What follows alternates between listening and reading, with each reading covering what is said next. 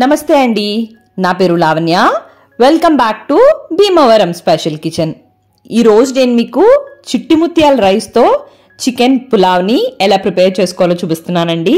నేను చెప్పే ఈ ప్రాసెస్ చిన్నపిల్లలైనా, అప్పుడే వంట నేర్చుకునేలైనా, బ్యాచిలర్స్ అయినా కూడా చాలా ఈజీగా ప్రిపేర్ చేసే రెసిపీ అనమాట. మరి దీన్ని ఎలా ప్రిపేర్ చేసేసేయాలో చూసేద్దామా? ముందుగా ఒక మిక్సీ జార్ని తీసుకుని దాంట్లోకి 1.5 టీ స్పూన్ల దాకా ధనియాలు వేసుకోండి. అలానే దీంట్లోకి ఒక 3/4 టీ స్పూన్ జీలకర్రను కూడా వేసుకోండి. అలానే 2 అంగుళాల అల్లాన్ని ఇలా ముక్కలుగా కట్ చేసుకుని వేసుకుని 4-5 వెల్లుల్లిపాయలు కూడా వేసుకుని ఒక చిన్న అంగుళం దాల్చిన చెక్కను కూడా వేసేసుకోండి. అలానే దీంట్లోకి ఒక 4 నుంచి 5 లవంగాలు కూడా వేసుకుని ఒక 2 యాలకులు కూడా వేసుకుని ఒక 4 పచ్చిమిరపకాయలని ఇలా ముక్కలు కట్ చేసుకుని వేసుకుని వీటిని అంతా కూడా ఒక పేస్ట్ లాగా గ్రైండ్ చేసుకుని రెడీగా పెట్టేసుకోండి. అంటే ఈ విధంగా గ్రైండ్ చేసుకుంటే సరిపోతుందండి. అక్కడక్కడ బరకగా ఉన్నా కూడా పర్వాలేదు. ఇప్పుడు ముందుగా శుభ్రం చేసి పెట్టుకున్న 1/2 కేజీ చికెన్లోకి ఒక 1/2 టీ స్పూన్ పసుపు, 1 టీ స్పూన్ కారం వేసుకోండి. పచ్చిమిరపకాయలు వేసాం కాబట్టి 1 టీ స్పూన్ సరిపోతుంది.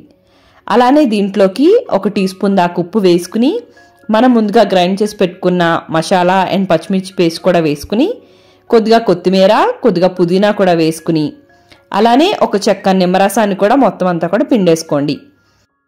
ఇప్పుడు వేసిన ఇంగ్రీడియంట్స్ అన్నిటిని కూడా చికెన్కి బాగా పట్టేలాగా చూపిస్తున్న విధంగా చికెన్ని లైట్గా రబ్ చేస్తూ పట్టించండి. లెగ్ పీస్ కనుక తీసుకునుంటే దానికి కంపల్సరీ ఇలా నాట్లు ఉండేలా చూసుకోండి, లేదంటే మీరే ముందు నాట్లు పెట్టుకోండి. సో మొత్తం అంతా కూడా ఇలా ఇంగ్రీడియంట్స్ అన్ని చికెన్కి పట్టించిన తర్వాత ఒక అరగంట సేపు దీన్ని పక్కకు పెట్టేసుకోండి. ఆ తర్వాత మరొక బౌల్ తీసుకుని దాంట్లోకి గ్లాసున్నర దాకా చిట్టి ముత్యాల బియ్యం వేసుకోండి. వీటిని దేశవాళీ బాస్మతి రైస్ అని కూడా అంటారండి. వీటి వాసన చాలా చాలా బాగుంటుంది. ఆ సువాసన వల్లే బిర్యానీకి ఎక్స్ట్రా టేస్ట్ అనేది వస్తుందనే చెప్పొచ్చు. ఇప్పుడు ఈ రైస్ని ఒక 3-4 సార్లు శుభ్రంగా వాష్ చేసేసుకుని ఆ తర్వాత ఒక 2 గ్లాసుల వాటర్ దీంట్లోకి పోసుకుని వీటిని కూడా నానబెట్టేసుకోండి. ఇవి నానబెట్టుకుని నెక్స్ట్ ప్రాసెస్ని చేసేసుకోవచ్చండి. ఒక పావు గంట సేపు నానితే సరిపోతుంది. స్టవ్ని ఆన్ చేసుకుని కడాయిని పెట్టుకుని దాంట్లోకి 2 స్పూన్ల నెయ్యి అండ్ అలానే 2 స్పూన్ల ఆయిల్ వేసుకుని రెండింటిని హీట్ చేసుకోండి.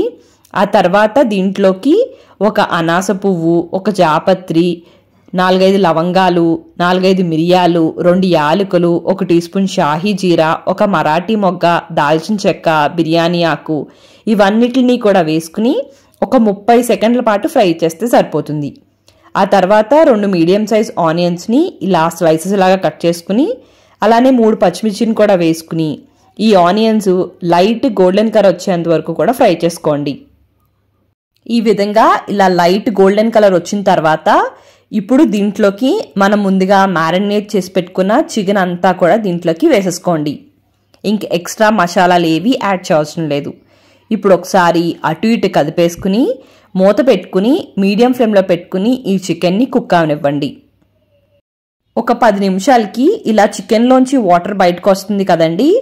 ఒకసారి అటు ఇటు కలిపేసుకుని ఆ తర్వాత దీంట్లోకి మరొక పావు గ్లాస్ వాటర్ని పోసుకుని మళ్ళీ మీడియం ఫ్లేమ్లో పెట్టుకుని ఈ చికెన్ బాగా కుక్ అయ్యేంత వరకు కూడా దీన్ని కుక్ చేసుకోవాలి. మధ్య మధ్యలో కలుపుకుంటూ ఉండండి. ఇలా వాటర్ అంతా ఇంకిపోయి ఆయిల్ చూసారా లైట్గా పైకి తేలుతూ ఉంటుంది. ఈ విధంగా వస్తే సరిపోతుంది. చికెన్ కూడా చాలా బాగా కుక్ అయిపోయి ఉంటుంది అనమాట. ఇప్పుడు దీంట్లోకి మనం ఏ గ్లాస్తో అయితే రైస్ని తీసుకున్నామో ఒక గ్లాస్కి 2 గ్లాసులు వాటర్ పోసుకోవాలండి. ఇక్కడ నేను 1.5 గ్లాసుల బియ్యం తీసుకున్నాను కాబట్టి 3 గ్లాసుల వాటర్ని పోసుకుంటున్నాను. అదే ఈ ప్రాసెస్ మీరు కుక్కర్లో చేస్తే ఒక పావు గ్లాస్ దాకా తగ్గించుకోండి. ఒకసారి ఇదంతా కలిసేలాగా కలిపేసుకుని దీంట్లోకి కొద్దిగా పుదీనా అలానే మళ్ళీ కొద్దిగా కొత్తిమీరని కూడా వేసేసుకుని మూత పెట్టుకుని ఈ వాటర్ని బాగా మరగనివ్వండి. మధ్యలో ఒకసారి ఉప్పు అది చెక్ చేసుకుని వేసుకోండి. మిగతా ఏవి కూడా వేయవలసిన అవసరం లేదు. వాటర్ చూసారా ఇలా బాగా మరుగుతూ ఉంటుంది.